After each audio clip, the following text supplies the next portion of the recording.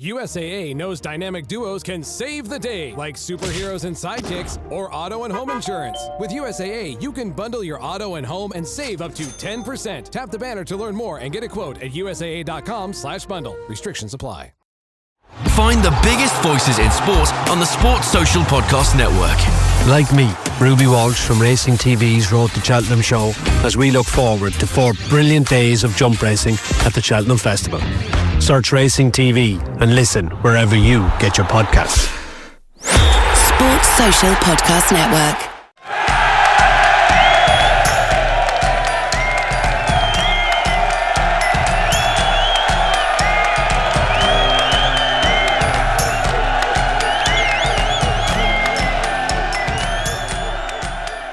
Yo, yo, yo, and welcome back to the Banter Boys podcast. My name is Sanjay. With me is Tash. How you doing, boy? Welcome. How's it going, Sanj? Yeah, not too bad. Just quickly timestamping this. We're recording Tuesday evening. It's currently 1-0 to Galatasaray. In the 93rd minute. Well, I'm gonna let you do the honors of telling us who they're playing at the moment. I'll probably jinx it if I say anything. Yeah, it's currently Galatasaray 1, Liverpool 0, and I'm taking no enjoyment from it whatsoever. So. What was strange to me is the fact that Salah was subbed off at the 60th minute and Wirtz was subbed off at the 73rd minute. Like, in my head, I'm like, is Slot actually saving them for Spurs? I think he just wants to qualify for the Europa League next season. So he's just trying to get that 6th spot in the league, I think it is, isn't it? So maybe 5th. I don't mind that one bit. I mean, you guys are still 3rd, even though, Carrick finally sustained that first loss as the Man United manager. But yeah, things are still looking fairly peach for you. And I know you've been getting, well, not only you, United fans in general have been getting a bit of heat, from the Liverpool fans, yeah, especially a guy named Sharpie, our beloved Sharpie. Yes, beloved being the right word. Yes, he's a good lad, Sharpie. But yeah, he knows how to stick the dagger in, shall we say? And the funniest thing is, like, every time he's come and chatted shit, he's kind of brought karma upon himself. First drawing Man City in the FA Cup, and now potentially losing against Galatasaray. Yeah, it's absolutely wild, man. It feels like it's been ages though since we've had some Prem football, right? Because it's almost been like a week and a half since the last game week, I want to say. Obviously, like, we've had FA Cup, like we just mentioned, and we're in the middle of Champions League. We're still in a bit of a congested period, even though it feels like the game weeks are going back to normal in a sense.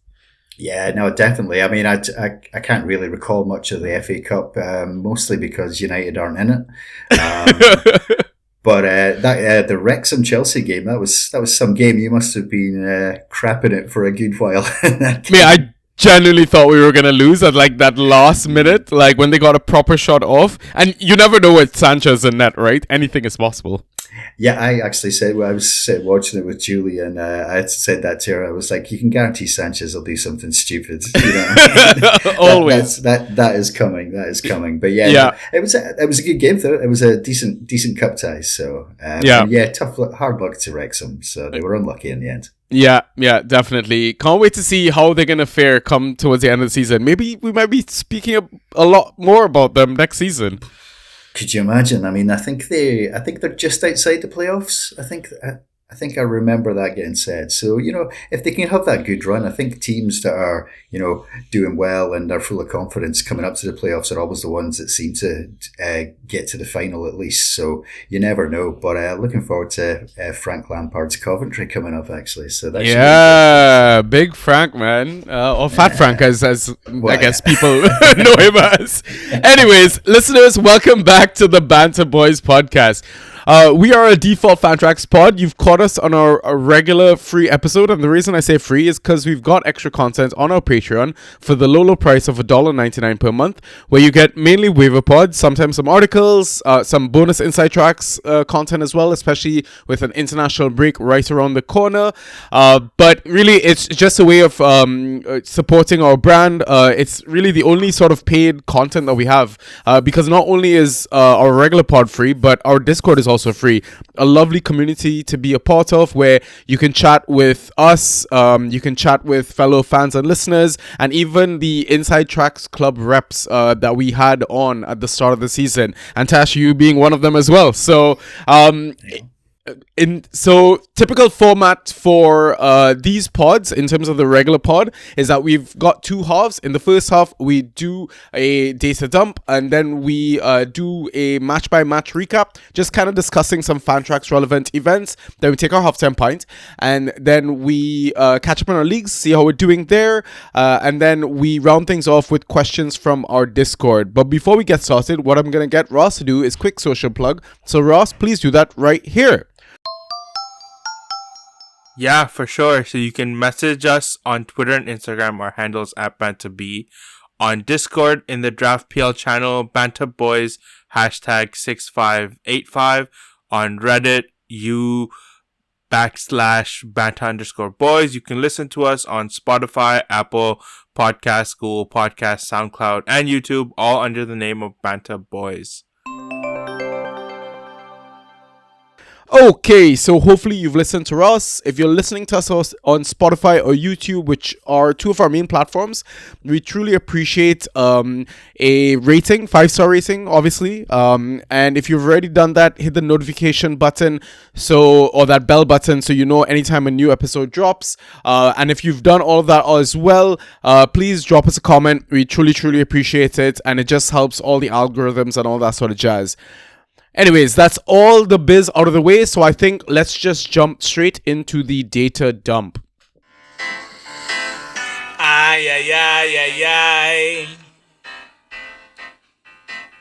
Fantasy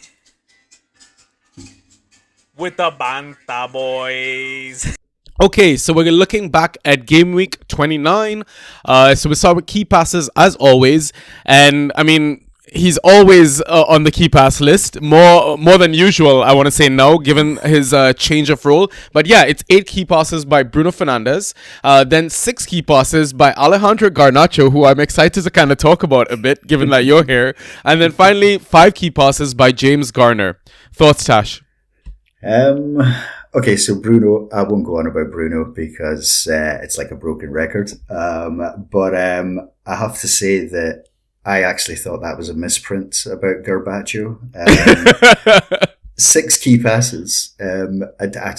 Where? I mean, I didn't see much of the game, to be honest, and I know you just gave Villa a bit of a spanking, but was he literally just like touching it to João Pedro and he was just shooting from anywhere? You know what I mean? So, thoroughly surprised at that. I actually thought the banter board was maybe drunk or something. So yeah, that was very interesting. But fair play to him. You know what? He's one of those players that I think we've always said he's got such great potential. He's just a little asshole, really. So that's the biggest problem, unfortunately. So. Yeah, I mean, nothing against Wrexham, but Garnacho did manage to get a goal against them in the cup. And now that's 2 attacking returns in 2 games across all competitions, obviously. But yeah, now people are actually starting to discuss him or talk about him as a potential asset rest of the season, especially given the fact that Chelsea are chasing the Champions League spot, and the likes of Pedro Neto have kind of dropped off as a nailed asset, let's call it, given the form and the red cards and all that sort of jazz. I think that the problem's always been consistency from Garnacho, especially Chelsea. I think he went down there with such a reputation that he probably wrote the reputation himself anyway. So it's not like it's not like people were queuing up for him, So, but like I said, he's got tons of potential, and he could really he could be a star player for Chelsea, but I do still think you'll probably sell him at the end of next season, maybe even this summer. Who knows? You know what I mean? Make a tidy profit somehow. So yeah. Yeah, I wouldn't be rushing for him. You know, I think that's what he was. What 23.5 points he got, fifth highest point scorer of the week. Yeah, he's not going to do that again this season. So yeah. Yeah, I think we've also got to I guess, let listeners know that maybe a bit of a contributing factor has been the recent form of Aston Villa as well. At what point they looked like they were going to challenge for the Premier League title, and if you look at like maybe the last 8 games and made a Premier League table, they actually sit 16th. With only 2 wins, 2 draws, and 4 losses, 6 goals scored, 10 against. So maybe the writing was kind of on the wall for this fixture. I think it was still a surprise though. I don't think, I mean, you probably never thought that you were going to spank them 4-1. So, a bit of a surprise, but yeah, they have been on a bit of a downward trend. And we obviously discussed them on the last pod as well. Well, more Watkins we discussed about how kind of like things just weren't working out. But you look at any other forward players and they just, for a Fantrax perspective, they just don't get much points at all unless they score. And even then it's 12 or 11 with a goal, you know. So, not the best, but yeah, Villa are in a tricky situation, and I think they actually play United next, so that should be interesting. So. Yeah, very interesting game. I mean, James Garner is the third player on this list, but I feel like he's similar to Bruno, where we've kind of just banged on about him all season, just being such a reliable asset. So there's no surprise to kind of see him here. He also got the assist for the Tarkowski goal, if I'm not mistaken. Yeah, great cross. And that's what he's done that all season. Like you say, he's been popping up with key passes, the odd assist. On corners, he's the guy on the free kicks, so he's definitely an asset that, well, he shouldn't be free in any league, but yeah, you kind of want to, you hope you've probably kind of got him a good midfield 2, maybe even midfield 3 maybe, so, but definitely pushing to a 2. So yeah, easily. All right, so let's move on to shots and how many were on target. The highest number of shots attempted was 5 by a few players here. Bernardo Silva with 2 on target, Tavernier with 1 on target, João Pedro with 4 of his 5 on target, Dewsbury Hall with 2 of his 5 on target, and then the next tier, 4 shots attempted by Cody Gakpo, who only played 64 minutes, but he had 1 of his 4 on target. There's a bunch of threes. I'm not going to get into that just for the audio listeners, but yeah, quick thoughts, Tash? Gakpo, 1 out of 4. Not again to jump on the Liverpool hate train, but that is pretty standard for that guy. But yeah, I think overall it's a decent week for goals anyway. So plenty of shots, not many on target. Yeah, I mean, Bernardo Silva, it kind of makes sense why he's on the list, because I guess game state, right? City were kind of chasing that win that they really, really need to kind of give Arsenal a run for their money. Marcus Tavernier, I want to say, was a bit unlucky with his shots. I think a couple of them hit the post or something like that as well. Yeah. Dewsbury Hall, we've seen him do this, like pop up into shooting positions, and now that he's fit again, he can be a very frustrating asset to deal with. But yeah. I guess no real surprises, but I mean, going back to the whole Garnacho creating chances for other people, I guess it's kind of interesting the fact that if you look at that list of players that attempted 3 shots, there's only 1 Chelsea player there, and it's Garnacho himself with 1 of his 3 on target. Maybe he just passed to each player individually and they all just hit a shot from like 40 yards out, and that's how he got 6 key passes. So yeah, I'm going to struggle to say something nice about that guy. So let's just move on. Sorry. All right, so accurate crosses is the next category. Only 1 player here with the highest number in the game week. 3 of them was James Garner. Any quick thoughts? Again, we kind of covered over Gardner earlier. He's a player that you really kind of need in your squad. You should maybe even try trade for him as well. You know what I mean? It could be a good prospect for that, especially coming up into the playoffs. I think Everton haven't got the best of runs, but they've not got a bad run either. They seem to do a lot better away from home as well, which is quite weird. Maybe it's just a lot less pressure not being in the new stadium and all that. But Garner's kind of like their go-to man. So he's like the McNeil from 2 years ago. Or even Njai. So, I mean, Njai's still going to pick up points, so Garner's not taking that much away from him. But, yeah, definitely probably that third kind of Everton player you want in your squad. Yeah, and I mean, interesting enough, Everton are away to Arsenal next, so who knows? They might make the title race a bit interesting, right? Because if you look at like the last 8 away games of all teams, they actually sit third, only behind Arsenal and Man City. So yeah, interesting times ahead. Yeah. Just imagine the corner kicks in that game. Oh, dear. Yeah. All right, so let's move on to the extra categories and the outliers for them. So the highest number of tackles won was 6 by João Gomes. Highest number of dispossessions was 5 by Papa Sarr from Spurs. Interceptions a high of 5 by Aaron Wan-Bissaka. Clearances a high of 17 by Alderete. Successful dribbles a high of 4 by Ryan Aït-Nouri, Matthias Tell, Cunha and João Gomes. Aerials won a high of 8 by Alderete and James Hill. And then finally block shots a high of 5 by Alderete. Thoughts here, Tash? Alderete's definitely just appearing quite a lot. I mean, 17 aerials? No, 17 clearances. That's unreal, you know. I think he only ended up getting what was it? No, he did quite well this week, actually, sorry. Because they got the clean sheet as well. So, great little player. I think Cunha seems to ghost quite well this week. I mean, 4 dribbles obviously says that. He had a couple of shots as well, I believe. So, altogether, I think Wan-Bissaka as well. Again, one of those kind of players that you're never too sure of. You could play him one week and he could be brilliant. No, the whole boom or bust thing with Wan-Bissaka. But again, what he'll always give you is good defensive numbers, I think. You know, one of the best tacklers in the game.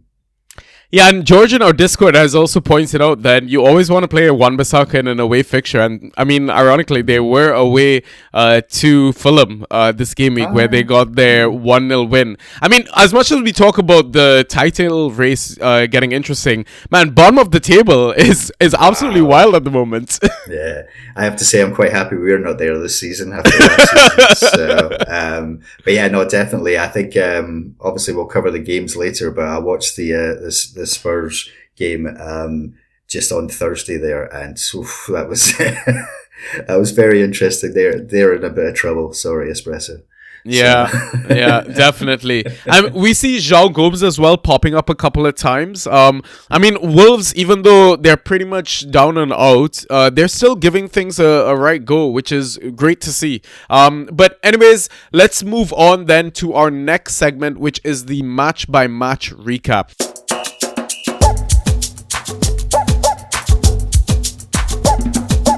All right, so this was a bit of a weird game week because it was a midweek game week. So there were a few games on the Tuesdays where we'll start as well.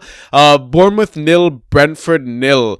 I mean, we keep talking about James Hill all the time. Just, you know, another day, another double-digit score for him. But I really wanted to pick out one player from this, and I guess we will kind of touch on it on the waiver pod and stuff like that, is Christopher Aguerd. Because, you know, we've been banging on about this easy fixture run for Brentford, and now we've seen that Aaron Hickey and Rico Henry have both picked up injuries. So now Aguerd is probably going to have that fullback spot nailed, which allows Nathan Collins to come back in. Is he an asset that you consider taking a punt on, or, you know, adding to your roster for the rest of the season?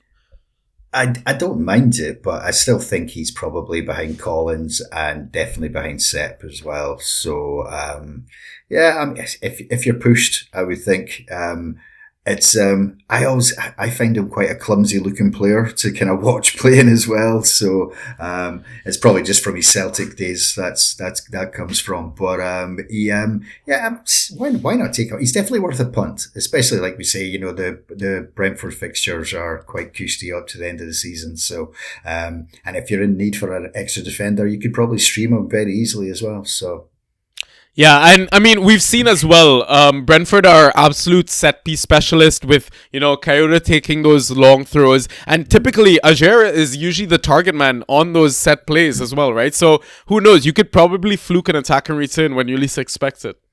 Yeah, even a cheeky assist or like bounce off the back of his head and over the keeper into the goal. So, yeah, I actually noticed that as well when I was watching the game last night, the cup game, that every time Kayode takes the long throw, it's always Aguerd He's the one that's doing all the whatever hand signals it is that they're doing to each other to kind of let them know. But yeah, he always seems to be the target. So yeah. All right. So next game we will talk about is Everton 2, Burnley 0. I guess 2 players to kind of really pick out from this one, and 2 discussion points.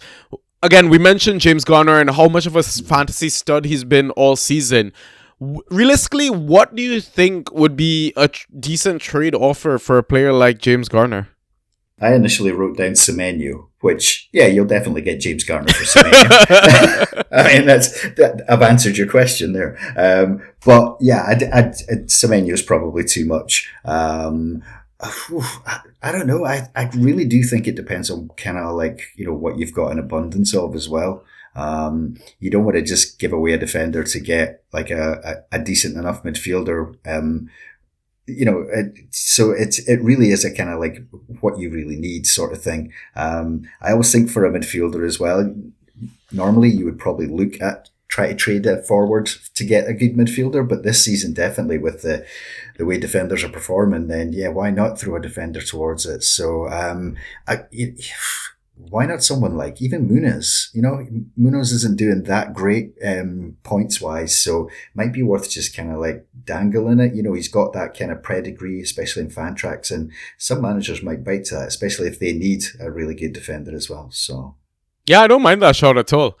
The other player that I wanted to kind of touch on before we move on is Jaden Anthony. He's back to his early season form, man. And for those managers and rosters that are seriously lacking a forward, and yes, I'm raising my hand on the stream, he is an asset. Did you pick him up? I obviously picked him up, and in our league as well. So yeah, do you think that he can be trusted potentially as a forward too? It's tough to say. I mean, he had a great kind of purple patch at the start of the season. I think that, Burnley are just going all out. I mean, they're doing like kind of like what we said at the end of the last pod. If you're still losing the leagues, just keep going and keep giving it a good old try.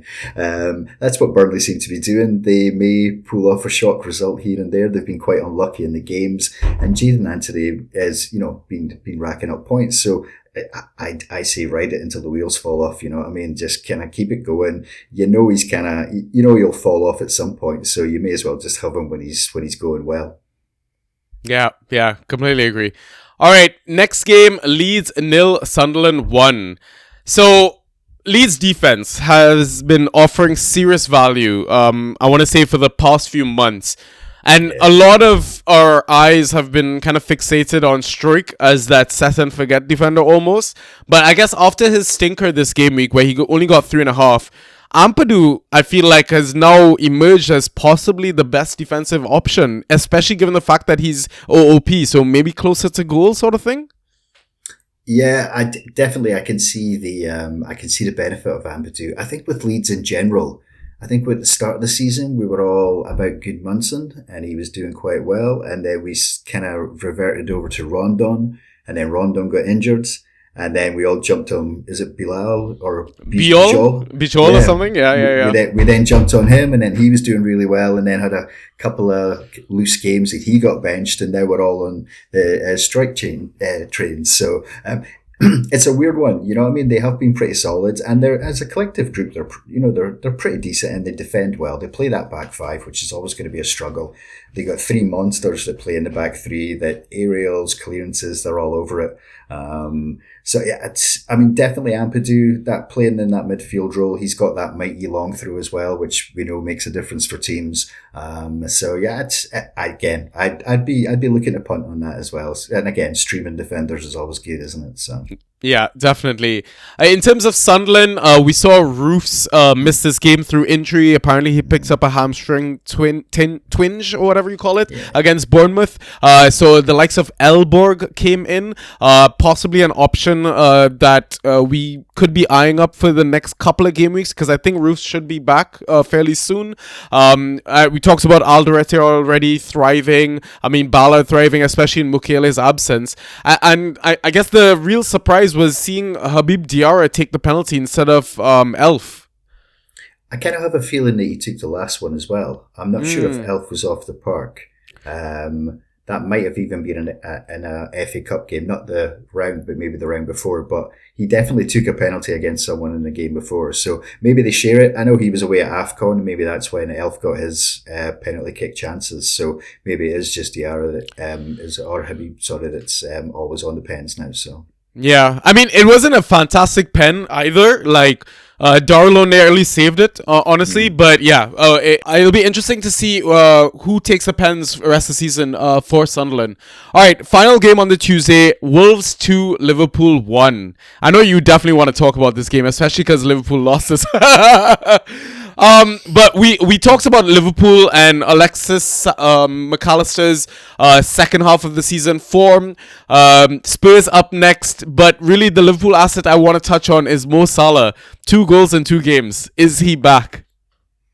After what I just watched earlier tonight, I would say no. But he, I think, Mo's on that last ride. He's getting on his horse and he's riding out into the sunset. I think he may have a couple of good games. He may also have a stinker. I think when we were all when it was all us the last time, we were talking about his 0 points in a 5-2 victory. You know what I mean? Or he's 1 point, sorry, being harsh on the guy. I literally just wrote for Wolves Liverpool, don't laugh. Because I feel like I did enough laughing on the Tuesday night when it happened. So, which came back and bit me in the ass, as we'll find out. But yeah, I mean, McAllister, I did a trade for McAllister halfway through the season on the back of one of our mods who's a Liverpool fan. We'll just leave it nameless. But he gave me all that hype about McAllister, about, had second half of the season especially.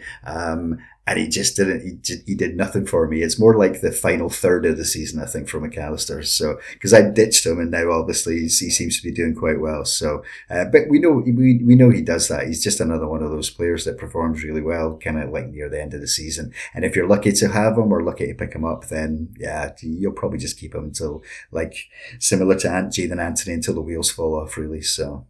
Yeah. So from the Wolves side of things, the only player I really want to touch on is Jackson Chachua. So I don't know if you're aware, but apparently he's the fastest player in the Premier League at the moment. Yeah, I heard that. Yeah, so I don't know if Rob Edwards is finally getting a tune out of him and maybe using his traits the best of his ability, unlocking that true potential. But if you look at his last 3 scores, maybe somewhat deceptive, but 10 Fantrax points in a 1-0 loss against Crystal Palace, 11.5 against Aston Villa with a clean sheet there, and then most recently 14 points against Liverpool where he got the assist. Is there potentially an asset here? Again, I'm pretty sure we covered Wolves fullbacks or Wolves defenders in the last one, and I think Hugo Bueno was obviously the one that we were all excited about, but definitely worth keeping an eye on this guy. I've seen the same thing about him being the quickest player. I think he's one of those that he doesn't use his ability as much as he should. You'd be looking for Adama levels of dribbles with this guy, because many times you could just knock it by a player and just go running by him, but he just doesn't seem to utilize it enough. And then just needs to work on his final ball as well. But again, I think that's just something with those really quick wingers. Their feet's too quick for them to actually cross the ball in at the end of it to get it perfect onto someone. So.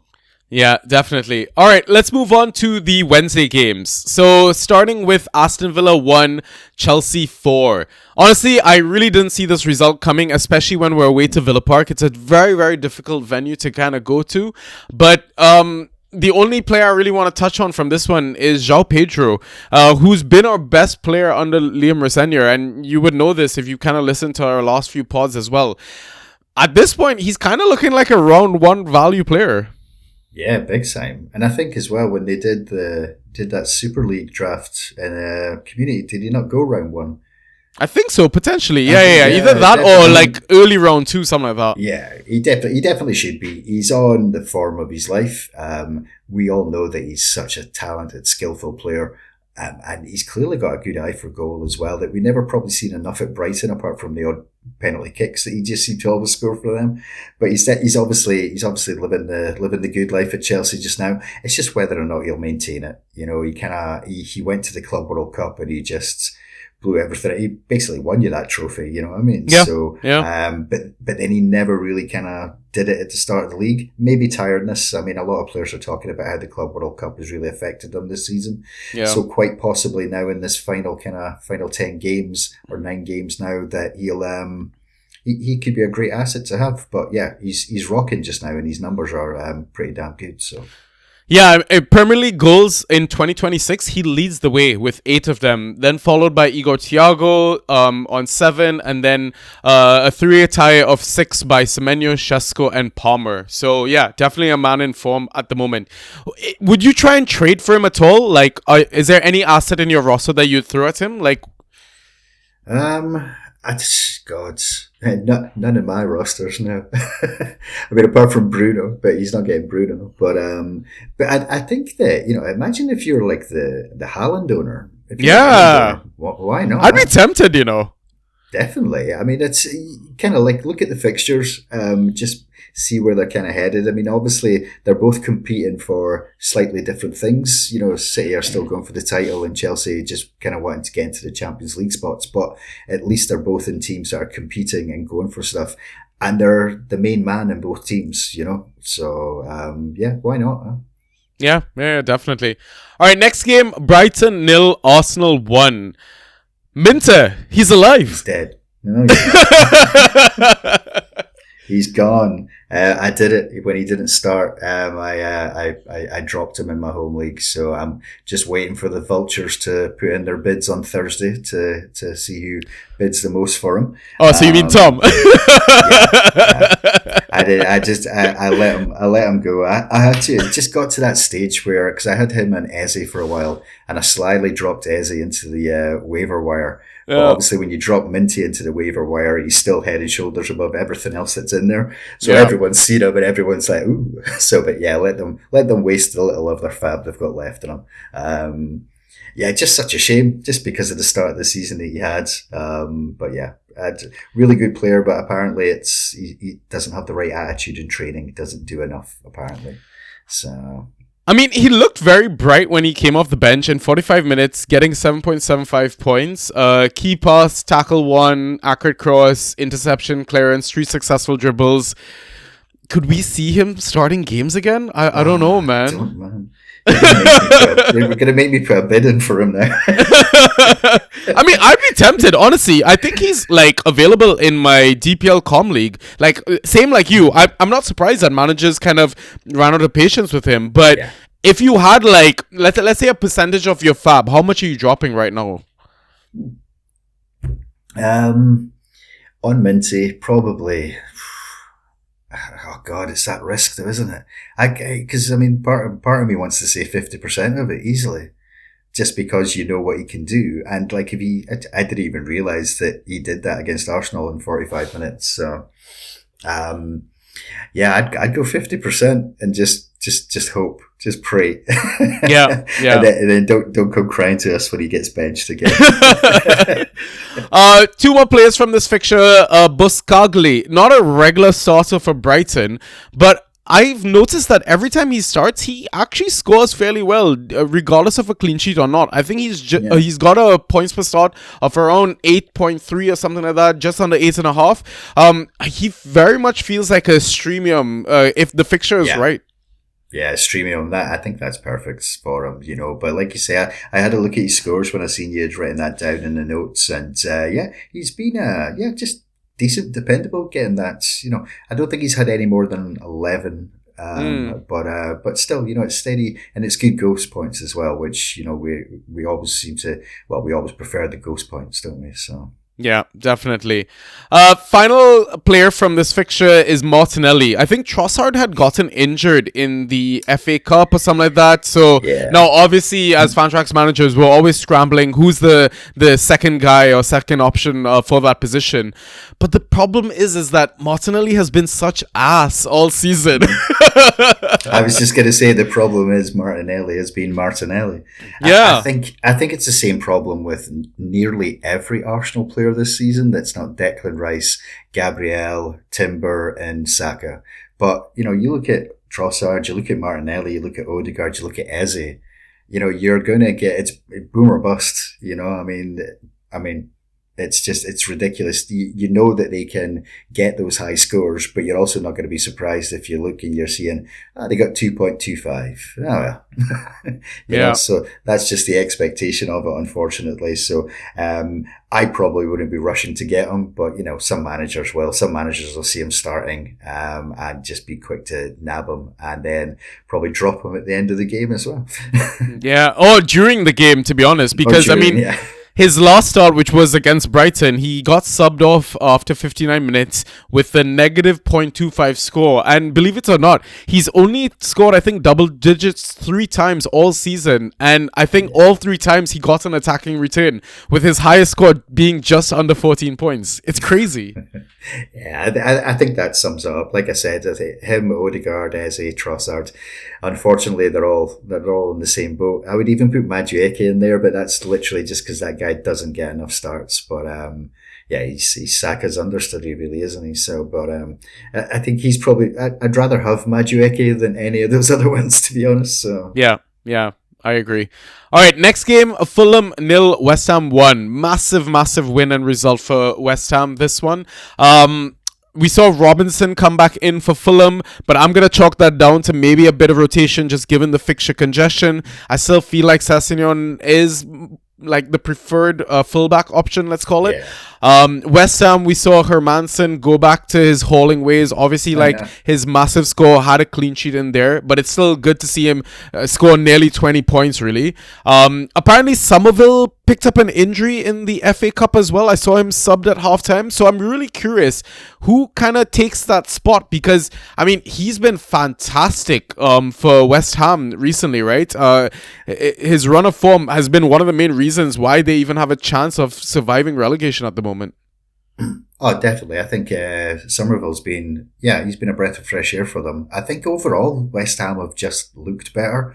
And imagine when we all found out that Paqueta was away, that we were all like, West Ham are doomed. They've got no one.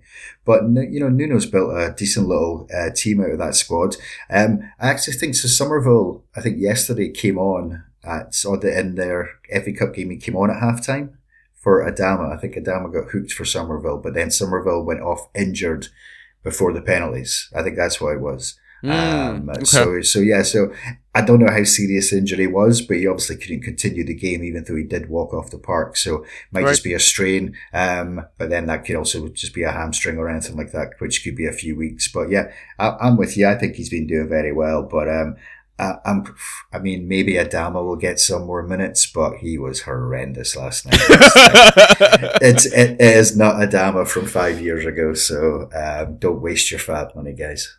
Did you see that the club apparently told him to stop using weights in the gym or something? Yeah. I think they said that on the TV last night in the game. They had said that he'd been told to stop weight training, which is fair enough. The guy was he was already built kind of like a brick shit house, as we say. But he had all that speed as well. But he now just looks like he can't control any of it. So, and as much as it was a penalty yesterday, he could have went flying down the deck about a million times in that game, and you would have wondered if it was a free kick or a foul somewhere. So, just very clumsy, unfortunately. Yeah. Last player from this game, Valentin, quote-unquote, Tati Castellanos. Is he a forward option that managers should be relying on? Like, his last few scores, a bit of a mixed bag, right? 8.25 without any attacking returns, 14.75 with a goal, 4 points, no attacking returns, negative 0.5 against your lot. Obviously, he got subbed a bit early in that game, but then before that, 12.25 with a goal. Kind of attacking return dependent, kind of not, but like, it just feels like West Ham need to score goals, they need to attack, so he might just kind of fluke his way into some points. Definitely. I think he's a centre forward, like a proper centre forward, and I think that's pretty decent scores for that typical number 9 if you look at all of them in the league, actually. So it's not a bad shout. It's probably more a forward 3 for me, but again, West Ham are playing really well. Jared Bowen is back to his best. Yeah. And, maybe Tati will get on the end of these kind of like breaks rather than Bowen getting on the end of them. But maybe, again, worth a shout, and they're fighting for something. Like we said, they are desperate to get out of that relegation scrap. So, could be a good asset to pick up. Yeah. Lovely. All right. Next game, City 2, Forest 2. Yeah, man. I could not believe the scoreline coming out of cricket practice and seeing City drop points at such a pivotal moment. But I guess maybe it shouldn't come as a surprise because Forest themselves are, fighting for their lives as well. So you gotta no game is easy in the Premier League. We know this already, right? But in terms of assets to kind of talk about, I mean, we've been talking about Ryan Nuri for the past few games, how he's kind of come back, nailed that left back spot, really putting up points as well. Semenyo, we've talked about how consistent he is, but Bernardo Silva, and it's not really an exciting asset we talk about all the time. I mean, some people want to punch him in the face IRL, and he can be a very frustrating asset to own as well if you look at some of his scores in recent game weeks, right? So if I had to pull it up right now, the last game 14.25 without any attacking returns, but then before that 1.25, then 6.75 no attacking returns, then 4, then 14 before that with a goal. I don't know. He's such a weird asset sometimes, man. Yeah, again, I'm with you. He's I don't think I could ever roster him in my squad, even if he's sitting there in free agency and I'm desperate for a player. I always just think he's going to get that the 0 to the 2 scores that when you're chasing you don't really need. Very frustrating, and he's just not likable. What is it about? and this is I'm sorry if I offend anyone that's Portuguese, but what is it about Portuguese players? Everyone just seems to find them so unlikable. So and obviously I'm putting my boy Bruno in that list as well. So because everyone else seems to hate him. So but yeah, it's a different one. I think Pep's rebuild continues. He does keep rebuilding squads. I know that they've still got a good crux of the old team there, including Bernardo. But Ryan Out-Yuri has just turned into a really decent player. He was always good at Wolves, but now he's got like Man City behind him as well, so he's a lot more dangerous. So yeah, just in general, Man City, a surprising result, definitely. But I think the title race isn't over yet. I don't think. I'm still expecting something to go wrong for Arsenal somewhere. Yeah, let's hope so. I mean, I feel like Bilva is almost the perfect asset for a bench like sub-in league or auto sub league or whatever. Like just have him on your roster, and he's gonna haul when he hauls. Then you can thrive in that situation. But yeah, I'd be terrified to start him otherwise. All right, let's move on to the final game for the Wednesday: Newcastle 2, Manchester United 1. Ilanga is the first asset I want to kind of talk about from this. You look at his last 5 games, going from the most recent until what was that? Against Brentford or something like that. So his scores are 9 points, which was basically all ghost points in 83 minutes, 5.75 in 55 minutes, 0 points in 77 minutes, but that was against Man City, so throwing a bit of Man City tax there. He got 7.5 against Spurs, no attacking returns again, and then 8 off the bench in 45 minutes, no attacking returns. He's starting to show a bit of life finally in the Premier League. He's showing more of the kind of Nottingham Forest Ilanga, because he's not really done much this season at all. I think he's been quite a frustrating player for managers and fan tracks and for Newcastle fans in general. Plus, going up against his former team as well, he's always going to kind of lift up his game a little bit. But it's tough. Again, he's someone that I kind of like avoid rostering just for the sheer fact that he's very inconsistent. I'd probably rather pick up Barnes from the Newcastle team, and we all know how inconsistent he is. So I think it's more you pick up Barnes just for the vibes when he actually does something well. So because everyone's on a high afterwards for some reason. So yeah. Next player to discuss is Matheus Cunha. This is the first time in a while since I've seen him score double-digit ghost points. He scored 15 of them. I think the last time he scored double-digit ghosts was in December or something like that. Was this really a situation of maybe Newcastle were down to 10 men? Like, I mean, you watched the game. What do you think changed here? What was different in this game? I don't know. I think we were dreadful. We were so bad. I mean, as much as Cunha, I think Cunha, apart from Bruno, obviously, Cunha looked to be the only one that actually did scored any points. I mean, Mbeumo got I think it was like 1.25 Mbeumo got for that game. So it's usually always been the other way around, where Mbeumo's constantly got the good ghosts and Cunha's really struggled. I said the last time that we look really weak on that left-hand side.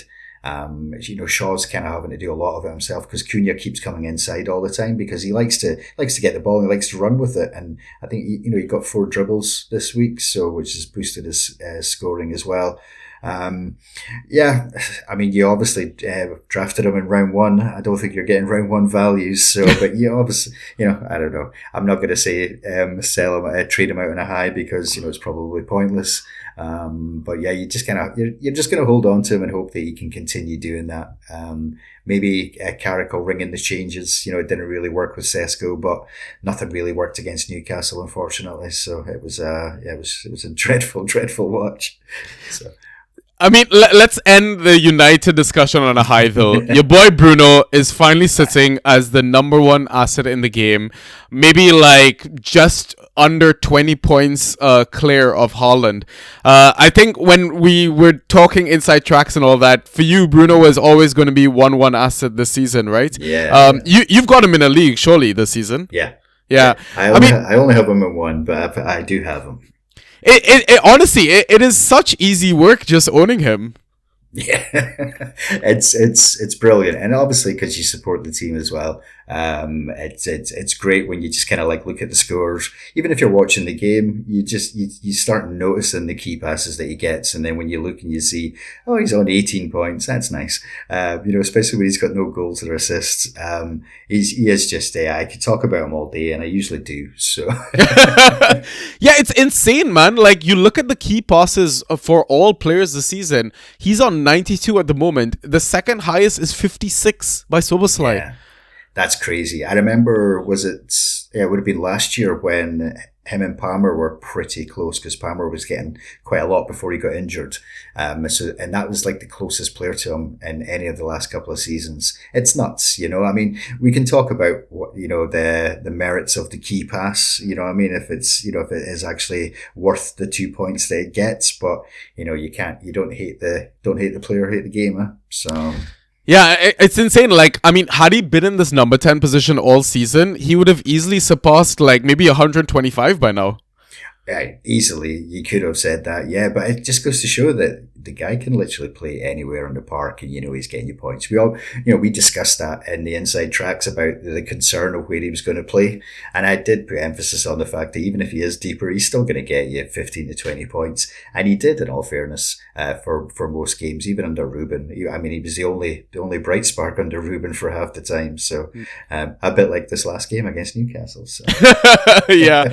All right, let's move on to the final game, the Thursday. Spurs 1, Crystal Palace 3. Man, relegation is looking a real possibility for Spurs at the moment. I could not believe the selection by Tudor, the fact that he didn't start Xavi. It's crazy because assets that we rarely talk about, we're going to talk about, like Matthias Tell looking like one of the best options from Spurs at the moment. And people like Pedro Porro, who was like a defender one a few seasons ago, not even on set pieces, taking corners, I brought it up in the Discord as well. I was like, yo, genuinely, I feel like we need to forget everything in the past and see what's right in front of us. Pedro Porro is droppable. Oh, definitely. I think so. You'll never get trade value for him now either. He just looks very angry. He was furious in the game because he never got a foul, which, was probably legitimate, but you know how players can look angry when they don't get something, but he just kept going and kept going. And then even when he got subbed off, he was just, anyone that walked past him was getting absolute pelters. He's just a player that's not happy. So, I think you play him at your peril just now. And yes, would you play him against Liverpool? Normally you would be like, yeah, throw him in. He's got a good chance of getting an attack in return, but I don't know. I mean, that Liverpool defense isn't any better, right? Oh, yeah, totally, yeah. I mean, the problem Spurs have is putting the ball in the back of the net. So that's the downside of that. But yeah, I just don't. He might not even play because who knows? He might have been having a go at Tudor when he came off the park against Brighton. Crystal Palace. Sorry. Yeah, he did. So, he was absolutely pissed to get subbed. Yeah, he was punching seats and all sorts of stuff. So that just reeks of a player that knows he's not going to be there next season, I think. So, and he just wants to get out there as quickly as possible. So I don't actually even know if he's playing tonight. They're currently getting absolutely spanked. They're getting spanked at the moment. Oh, wow. It's currently 3-0 to Atletico Madrid. I guess if you want to add another timestamp to the pod. But Pedro Porro is in the starting 11, but it's not it doesn't matter at the moment. Nah. Oh, wow. Oh, well, yeah. Pray for Espresso. That's what I can say. Our boy Espresso. I feel sorry for him. Yeah, I mean, like, even, like, I think now we gotta talk about Spurs tax because the likes of Sarr, like Wharton, a couple of popular assets that have been, I guess, kind of shit over the last few game weeks. And I mean, we talk about Sarr as well. Last few games, let's start from February 11th, move forward, and it would have been 4 games, 3.5, 1.5, 5.5, and then drops 27.5 with 2 goals in his score. So really, it just feels like, okay, if you can pick up any Liverpool asset against Spurs this game week, it's worth a punt. Oh, definitely. I think you'll be playing them all. You'll even play Mo Salah, old Mo 1 point Salah. You'll play him against Spurs. you may get 2 points this week. Definitely. I think as well I think Sarr. Sarr does that every season, doesn't he? We all kind of. I think if you have him, you kind of like, you want to keep him because you know what he can do. It's just that, you just want to keep hold of him. Wharton's a bit different. He's one of those players that you seem to think should have tons of points by the time you finish watching a game. And you can guarantee it's like 4.75 or something after a 90 minute. And he's literally been everywhere. He takes set pieces, yet he seems to get no points. Yeah. Maybe someone at Opta just hates him. Who knows? Maybe. All right. So that wraps up, I think, the first half of the pod. So now what we'll do is take a quick break and we will be back to chat league updates and some questions. So we'll see you in a bit.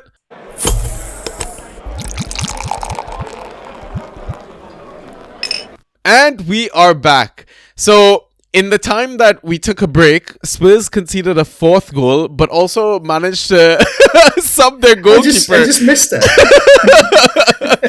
They subbed Kainski, brought on Vicario in the 17th minute, and then conceded their 4th in the 22nd minute.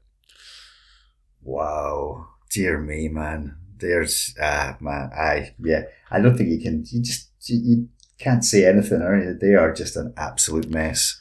Just horrible. What a shame. Like, it's one of those situations where surely they have to fire Tudor and just bring in somebody like a Big Sam just to kind of grind the season out. Big Sam until the end of the season. Would he even be enough? I mean, they've got 9 games left. They look completely lost. I mean, I picked up Solanke in every single league. Thankfully he knows how to score. But oh man. Actually, I can't believe it. I turned around for 2 minutes. Jesus. Yeah, wow. man, like, even their fixtures rest of the season, Liverpool away, Forest at home is going to be absolutely massive in that blank game week. Sunderland away, Brighton at home, Wolves away, Aston Villa away, Leeds at home, Chelsea away, Everton at home. It's not the easiest run at all. It's not looking good, Brev. I think as well, I mean, potentially they could be playing you guys at Stamford Bridge and you guys could relegate them, which you can see it coming, can't you? You can really see that is written in the stars now for this season. So, feel bad for the fans, unfortunately. Yeah. That's going to be a nice, pretty stadium in the Championship, though. Yeah, it really is. All right, let's jump into some league updates then. All right, Tash, we're both in the IGL and the DPL, so I think let's talk about our IGL, the league that we're in together at the moment. So why don't you get things going?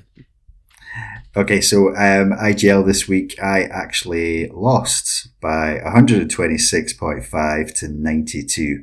I think I wrote 1 in the docket. what a cheeky bugger I am. I definitely did not win. It was like I said it last week, very inconsistent. Obviously, my kind of like standouts, Wan-Bissaka, Anton Stack. Everyone loves Anton Stack, and Dominic Solanke, who did rack up a nice 17 odd points from his goal. I thought he played quite well for Spurs. I understand them taking him off because obviously he's just coming back from injury and stuff like that. But yeah, I think, I'll still roll him out. I'll probably play him against Liverpool. I'd like to see him kind of like hustling with Kanati and Van Disney. That should be quite funny. So, I finally dropped Vicario though. I did drop him, and I picked up Petrovic. I think someone may have even recommended him the last time we were on. So, thanks for that, bro. But yeah, my regrets is I didn't listen to Pai's advice and I continued playing Manny. He brought up a nice 0 points. And Eze just, there's nothing else I can do. If he starts, I'm going to play him, but I have to realise that he's not going to play Spurs every single week, unfortunately. So he's only going to get you 2 points. So, and that's kind of like where my roster concerns come from as well in IGL, just with Manny and Eze. I obviously have a couple other decent forwards, so Manny was just really a silly kind of pick. Eze's just a horrible one because it's Eze and it's I can't drop him and I can't trade him, so I just have to decide really. So what about yourself? How did you get on? How's the championship run going? Well, I was gonna, before we move on to mine, I was just gonna touch on Mane. I mean, it's quite unfortunate because he got subbed off in the 69th minute, and I feel like that's the first time he's been subbed early since like he became a permanent asset under Rob Edwards. So, and I mean, how unlucky is it that you got 0.5 in a 2-1 win for them as well, right? So you'd expect, seeing the result, coming back to it, he's been the main guy for them since Rob Edwards took over. So yeah, I think that there's definitely a bit of bad luck. But yeah, maybe like Pai said, you approach that with a bit of caution. But moving on to my one. So I got the crucial win, 117 to 100. So the race for first place continues. The two guys ahead of me, I've got a better points for than both of them. And I actually play one of them next game week. So massive fixture coming up. Yeah. In terms of the standout players, Chris Richards, Sepp van den Berg. I mean, Bruno Fernandes, obviously. Enzo, Declan Rice. No real regrets there. And roster concerns are pretty much out the window because I've got a plethora of bums as options for my forward spot now. I don't know how the hell I managed to get the cuff of Beto and Barry on waivers on the same waiver run, mind you, but I'm absolutely over the moon about it. And yes, I am bragging about Everton forwards at the moment. But the other guys that I managed to pick up were Jadon Anthony, Adley, and Jorginho Rutter. Not bad. All right, I suppose. I think I remember seeing Ruter there. It might not have been in that league. It might have been in my home league that I seen Ruter free. And again, I was tempted, but I just kept going. It's Ruter. It's 10 points with a goal, or it's 2 points with or minus 2 points with nothing. So he's always a tough one. But yeah, I don't mind that Everton stack, to be honest. You know they're going to play.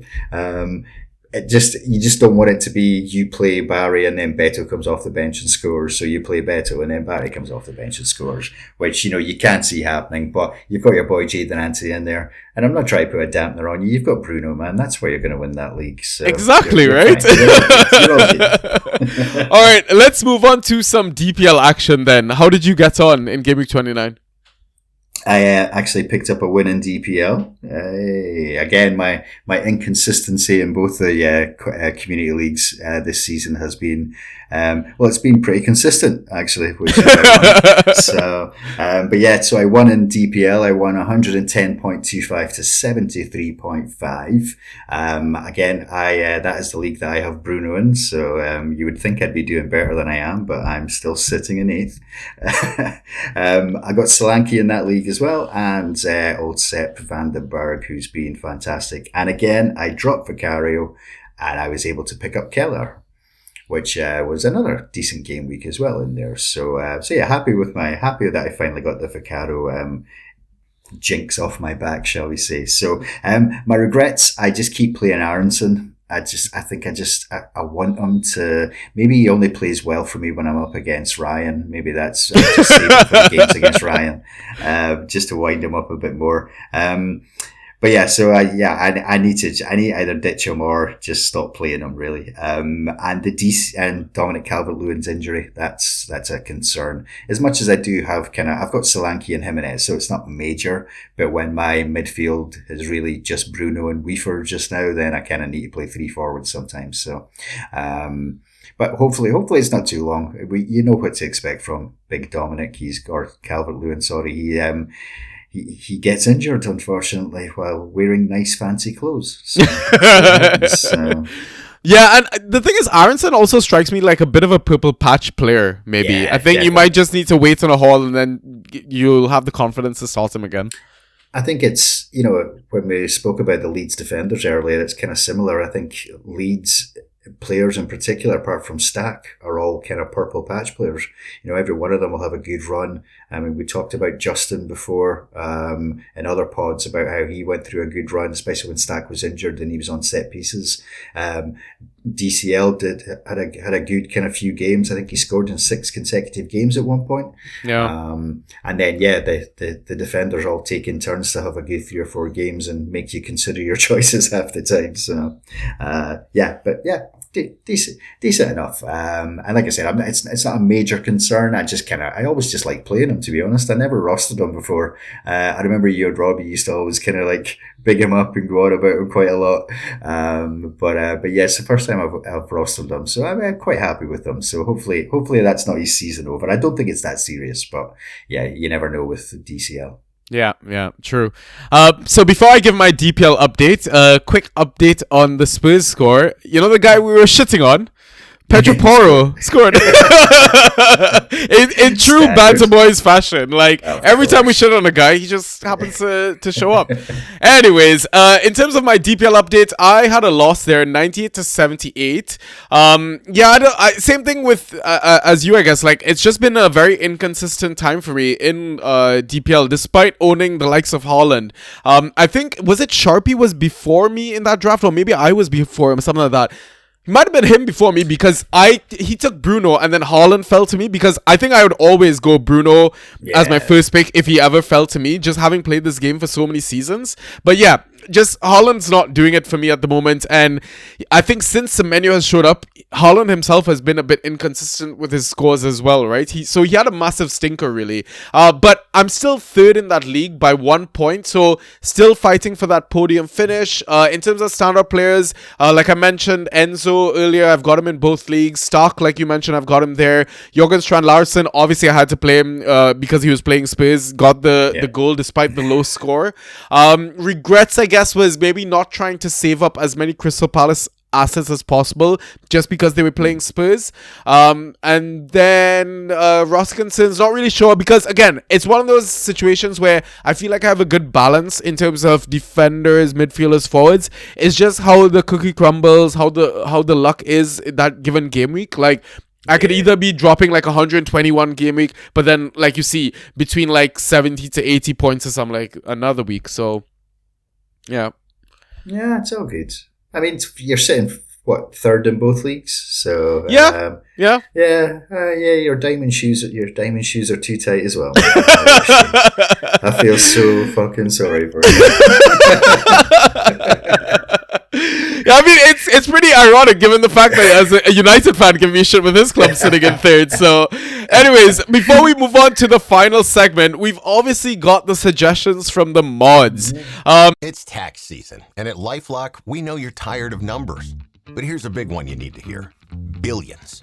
That's the amount of money in refunds the IRS has flagged for possible identity fraud. Now here's another big number, 100 million. That's how many data points LifeLock monitors every second. If your identity is stolen, we'll fix it guaranteed.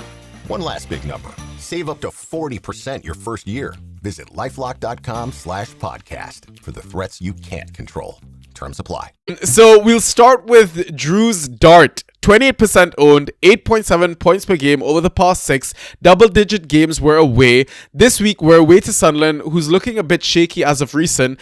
Good opportunity to slam on the Black Cats. His suggestion is Lewis Dunk. Thoughts here? I felt the same way. Yeah, no offense, Andrew, but yeah, no thanks. Yeah, Lewis Dunk never ever has done me well in a given game week when I punted on him, and honestly, I can't remember the last time I've punted on him. No, I think he's definitely he's one of those avoid at all costs kind of players, you know. Risk of a red card, risk of an own goal, kind of like just anything like that, really. But yeah, no, he's probably like the last of all the Brighton players you'd ever want to pick. But I'm not completely dismissing Andrew's choice, and I hope Andrew takes his own advice this week and rolls out Big Dunk. Yeah, he better. The next suggestion we have is Tasha's tip.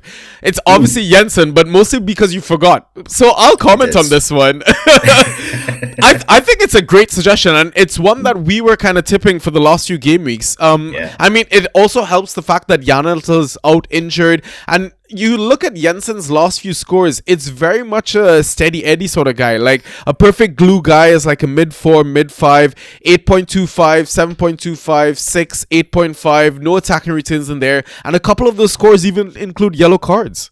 Yeah, and I think as well that he's actually, I think he's played full 90 in the last 14 games as well, which was obviously something that you never got from Jensen before. He still gets corners. I think him and Django shared corners in the last game. I think he takes them on the left, possibly, and Django on the right. So you've still got that as well. Steady Eddie. And if he's playing 90, then if he's going to rack you up with that 8, 9, 10 points, then definitely worth, especially as we get into the business end of the season as well. So and we see it constantly about Brentford have a nice run. So. Yeah, definitely. All right, next is Pie's punt. How do you like a guy who has scored 12.6 points per start this season? With Arsenal having Champions League games this midweek and next with a home league game sandwiched in between, there's a chance of some rotation. Step forward, Benjamin White. Let's punt. I don't mind that. I still think he should have went for his first one and just generally and dangled this, but I think White's one of those that I've rolled him out a few times when I've seen him in the free agency because he goes really well, and then obviously you've got the chance of Arsenal keeping that clean sheet. But he gets up, he gets attacking returns. He's always in the box. He's just one of those Arsenal players that are always pushing about when the corners come in. So he can get on the end of it. So that's a decent shout. Whether or not he'll play, that's a different thing. Boy White is just a weird dude, really, isn't he? He doesn't like football, but he plays. So yeah, I don't understand that, but fair enough, fair play to him. Yeah, and I mean, listen, it's one of those assets where you look at the timing of fixtures, especially when you're doing a lot of FA pickups and stuff like that. It's the second time slot on the Saturday. I think there's like 6 matches after that as well. So you can easily drop him and go elsewhere if you need to fill that roster spot. Yeah, definitely. I think, and that's a good thing for Arsenal as well, because for the Arsenal games, because especially the defenders, I think all their defenders tend to do very well, apart from maybe Mosquera. I think especially when he's played on the, is it like the right back or left back where he gets dumped on. But I just think in general that it's a decent grab, and if he doesn't play, you just drop him. So yeah. All right, and then final suggestion from Mr. Nauru. I love that he has no write-ups anymore. He just says the name Angulo. I'm surprised he didn't say Angulo or Dallo, just to keep that one going. I said it last week. I never jumped on that hype train. I don't think I'll ever jump on that hype train of Angulo. But hopefully he's just putting it in for the bands. yeah, same. I gotta see a bit more evidence. I think maybe we got carried away after that first game. Just a little touch. I mean, it wouldn't be like us to get carried away about someone scoring high points in 45 minutes. So. Exactly. All right, let's move on to our final segment, which is the questions. Alright, so the first one isn't really a question, but I really wanted to read it out, and it's from Single H. He submitted this, I think, when we had all the mods on the last pod, but basically what he had messaged was, I'm late to ask this question, but I'd like to say a few things since this is the mod section. It's been about 1.5 years since I joined here, and thanks to this place, even though we haven't met in person, I feel like I've made some very sincere friends. Thank you for creating this environment. I'm glad that you're here, Abby's. Lastly, did I show you my championship trophies? For those that aren't in the Discord, what the hell are you doing? But basically, this is Single H, aka Batman of the Discord, the guy that drops the lineups as and when they show up. H, I don't know if you know this already, but we fucking love you, bro. Nah, totally. I totally echo that. He's some boy. He just never stops. He's in my DPL league. So he actually beat me when we were on the last time. So, yeah. But yeah, no, he's good. He's been such a character and just full of love. Nicest guy that you'll meet in there. So and yeah, he brought the word Abby into all our vocabs, and I think we all use it now. So it's great. Yep. I've even called people in my work Abby, and they're like, yeah, same. All right, next question is from Purple Devil. What's the definition of Defender 1, and who do you consider a Defender 1 this year? Oof.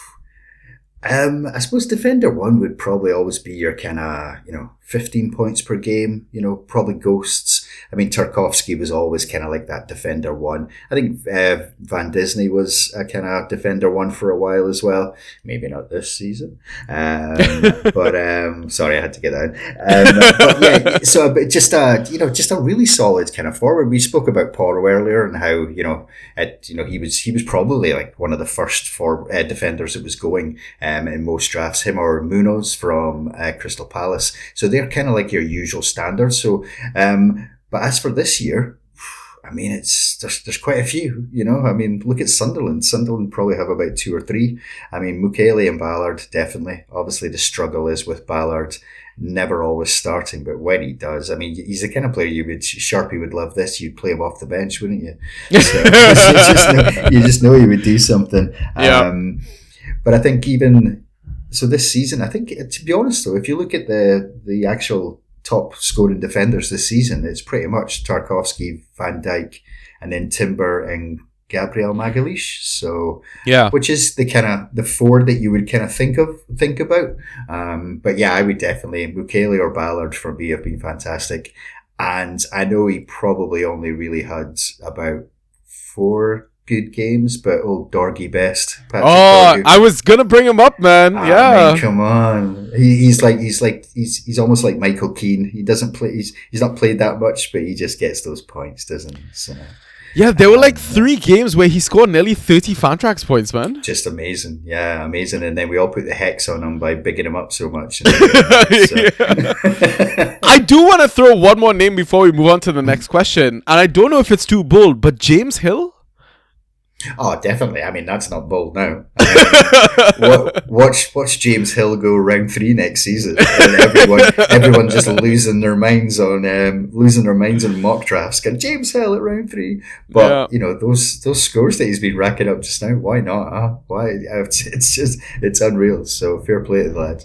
Yeah, definitely. All right, next question is from Sweetness McBossman. Which loss was worse? Liverpool 1, Wolves 2, or Man United 1, Newcastle 2? By the way, I don't think I told him you were even coming on the pod. Sweetness knows everything. He's got his fingers in so many pies, unfortunately. Obviously, for myself, the worst loss is Newcastle beating Man United. But Newcastle at home to Man United, it's like it's almost a gimme for them. It's the only game in the league that they actually turn up and play. Maybe apart from Sunderland this season because they're in the league as well. But I just love the fact that they had to have a big team photo in their dressing room afterwards and post it all over social media. You're like, guys, you're 13th. Come on, give it a break. But yeah, so it was horrible for us, mostly because we played like absolute shite. And Newcastle, turned it on like they always do. Watch them get absolutely spanked at the weekend. But I think in general, yes, the most embarrassing result was Wolves, who are currently bottom of the league and set to be relegated. beating a team. I believe they're still the league champions just now. I don't think they're going to keep that title for much longer. But yeah, just the fun that has been the Arnie Slot Show this season. Spend $500 million, get worse. It's brilliant. What a slogan. I mean, the thing is, it's also interesting, like, both teams that won were the home teams and also night games. And the thing is, I feel like as fantasy managers and stuff like that, like, it's one of the things that maybe sometimes we overlook is, like, the emotion of the game, the human aspect of the game. Like you imagine being at that stadium, like, maybe, like, what I want to say, like, 70% of the crowd is like drunk, just roaring the team on, and like despite the form of both Liverpool and Manchester United, maybe again it's something that we maybe overlooked as potential results for both Wolves and Newcastle. I like to think it's always in the back of my mind sometimes. I think like when I played Solanke this weekend on the basis of Pai saying that Palace were, you know, a team that he targets. You know, I still played the big guy with the hair. What's he? Richards. I still played Richards, knowing that he'll still score quite well. But yeah, it's. I think it all depends on how the teams are coping. But you know, the home game under the lights, sometimes it can really fire up the crowd. The other times they can fall flat on their face as well. I mean, as much as they were both home teams, I think there was like Villa, Fulham. And I'm sure there was one more that was a home team that lost. You know, Brighton as well. Obviously, they were playing Arsenal, but, you know, there was a lot of the home teams did lose. Maybe it's just that kind of, you know, like the fight. I mean, Wolves, like we've said, have got a lot to fight for. So if they've got all the fans behind them, really kind of like backing them. They weren't backing them in the first half, and I'm sure there was a lot of boos in the first half. So because Rob Edwards even commented on it at the end of the match. And then obviously, like I said about Newcastle, they turn up once a year when they play Man United at home. So yeah, they're always going to be fired up. I should have taken my own advice on that one as well, but I didn't think we would be that bad, unfortunately. Yeah. All right, let's move on to the final question from Sharpie. How about that Osula goal? Tall and pacey and young. Would you draft him next season or need to see more? I really just want to say fuck off, Sharp. So I will. No, I'm not buying it. I think it was a great goal, but not for me. Sharpie can waste all these fab dollars on him, or just waste a high round pick on him if he wants, and hopefully I'm in his league. So. Yeah. I mean, maybe if you're in Dynasty League, that's the sort of time you'd be picking him up and holding him in your roster. But even then, like, I feel like he could easily just go start for a championship team or something like that. Yeah, so big time. Is he a youth player from Newcastle? I'm not sure, actually. Or did they? I think he came from Sheffield United. No, I'm pretty sure they bought him or something like that. Okay. Yeah. I was thinking that they'll probably, if he was a youth player, they'd probably just end up selling him for some profit so they can actually buy someone next season. So yeah. But I'm certainly. Go ahead. I was just going to say, there's a conversation for you. If Newcastle obviously aren't going to win the Champions League, but does Eddie Howe keep his job next season? Ooh, I think he does. I think it's one of those situations where the Isak saga came at the worst time possible for him, and then kind of balancing that. And I mean, we've also seen that they do struggle in the league when they're in the Champions League or any sort of European competition. And again, the Bruno G injury hasn't helped them, and we know how bad they are without him being in the starting 11. So I feel like there's a lot of factors to kind of consider, and the fact that he got them that trophy last season or so has maybe given him a lot of grace to kind of work with. I mean, possibly. I do see it. I just kind of think he gets a better rub of the green just because he's an English manager, you know. That too. Yeah. I mean, they are sitting, well, they were 13th in the league. I don't know if they still are, but they've spent a lot of money and they've bought a lot of trash, in all fairness. So I just think, I don't know. I think he gets off with quite a lot, but fair play. If they're happy, then yeah, they're happy. Yeah. I can see the argument for both sides. But anyways, listeners, those are the questions, and that is the pod. Tash, it was a pleasure having you on the pod yet again, mate. Thank you for filling in. Ryan should be back soon enough. Just IRL stuff getting in the way, and listen, life always comes first before any of these dumb fantasy games. But before we sign off, do you want to leave our listeners with any final words?